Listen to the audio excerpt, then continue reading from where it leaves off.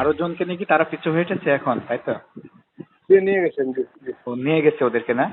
এখন জি, পরিস্থিতি জি। কেমন? এখন পরিস্থিতি কি স্বাভাবিক? এখন স্বাভাবিক, এখন স্বাভাবিক, পরিস্থিতি স্বাভাবিক। তারা কি সীমান্ত আইন লঙ্ঘন করে কি আমাদের দেশে ঢুকে পড়েছিল? বিজেপি, না না, বিএসএফ এর? তারা সীমান্তে ঢুকবে কেন? এর লোকই তো ছিল তাদের ভূখণ্ডে। ওই যে আজকে সকালের যে উত্তেজনা তৈরি হয়েছিল, তারা কি আমাদের এদিক? না, তারা আমাদের দেশে কখনো আসেনি। এটা তাদের সেই হিম্মত আছে এই এই পাশে কিছুতে পাড়া দেওয়ার।